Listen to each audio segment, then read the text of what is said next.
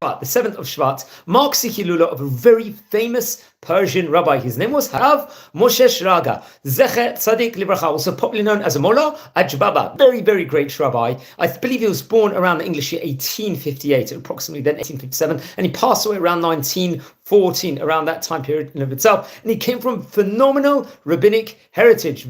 His great-grandfather was arguably the most famous of Persian rabbis over the last 1,000 years, Harav Mollah Shraga. He lived approximately 300 years himself. He was a Hayaz from Yazd in of itself, was reported over one of the descendants of King David. He was world renowned by many of even the great rabbis in Europe. I believe even the Baal Shem Tov even mentioned his greatness. He was a famous Kabbalist, Rav Mollah Shraga, had great wisdom, humbleness, was remarkable, and many of the, not just the Jewish people, were mesmerized by him, also the Muslims in Iran alike, and his knowledge with regards to Judaism and Torah in itself was second to none. He was a great-grandfather of Rabbi Moshe Shraga. Now, Rabbi Moshe Shraga's grandfather was also named Rabbi Moshe Shraga, so naturally I would assume that he himself was named after his grandfather, who was a very, very great rabbi. His grandfather was of yesteryear, and his grandfather would have also great descendants. I think he had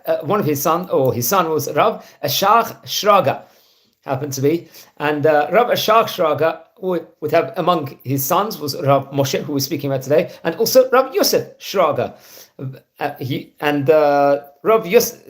Moshe Shraga, I believe, was actually named after his grandfather in of itself. Very, very great rabbi. So we said he passed away on 7th of Shvat. He was born around 1858, I believe. He was known as a genius, a Gaon, and he knew, let's just say, the large hidden depths of the Torah in of itself. I'll explain what it says actually inside the website. It's at the My Tzaddik website.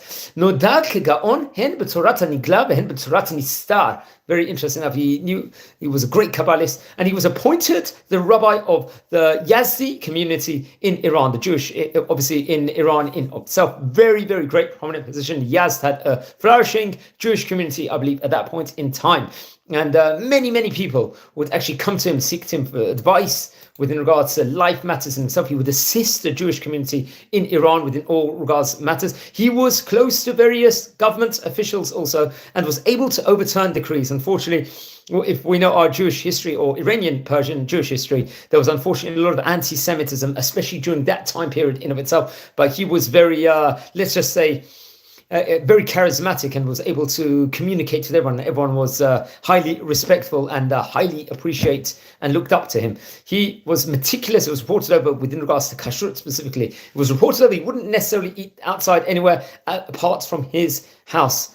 And he was involved with a lot of charity work, especially when it came to Khatan and Kala. He was very much, I believe, very much had many charity organizations and helped them during their wedding process, educating. He would study Torah by day and night, and would also teach Torah in of itself, with really, really injecting the community with a huge amount of Torah. And he was known as Ba'al Ruach HaKodesh, also, which has to be pointed out. I believe it was actually the Shabbat where he, the week of his passing, he actually foresaw that he was going to pass away. And I think he actually, that Shabbat in of itself, he would ask like a clarification to the kahila, and let's say the Doresh will be Kesh Slicha Umechila Mehakahal from the congregation in of itself. And I believe, sadly, he had a high fever. It was, and then the community davened in of itself, and he passed away. That window of time in itself, I believe it was in the year 1914. It would have been on the 7th of Shvat, and he was buried in Iran. I believe the funeral itself was on Motzei Shabbat. It was a very, very great rabbi. And let's explore his family line, because very, very much it was a very great family. As we stated before, he had his nickname was Mollah Aghababa, very famous nickname. I think we mentioned about him on several different videos in of itself before. He would be buried in Yazd. He had various different sons, including Rabbi Mollah Raphael or Shraga, who I believe happened to be a great rabbi in of itself. I think, in fact, he would become the father of Mollah Moshe Shraga in fact, in of itself. He was a very famous rabbi in Yazd in of itself.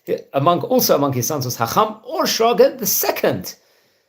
And also Rabbi Yecheskel Shraga and Rabbi Yaakov Shraga. So it'd have great descendants. In fact, Hacham or Shraga II was also a very great rabbi. He himself will go on to have great children, including Rabbi Yosef Chaim or Shraga Yazdi, Rabbi Yaakov Shraga, Hacham Mashallah Shraga, and his daughter was Rabbanit Miriam Shraga. So it became an entire rabbinic dynasty, even to nowadays. And many of the descendants are great, prominent rabbanim in Yerushalayim. Currently, I believe one of the head Sephardi rabbis in Eretz Yisrael happens to be a descendant of Rabbi Shraga, and many dayanim. There's a big family also in Los Angeles, I believe, and all over different parts of the world. And it's a proper rabbinic dynasty in itself. So the 7th of Shvat marks the great rabbis' Hilula. Please don't forget to light candles in the great rabbi's memory. We're a community here. We're learning about the great Sephardi Idut Mizrach Rabbanim of yesteryear. If you happen to be related to any of the great Chachamim, please send me a comment or an email. I would love to hear more. Please subscribe to the channel. And if you feel anyone will be interested in watching these videos, please don't forget to share the videos to people that are interested. Wishing you blessings from Israel. Take care and have a meaningful day.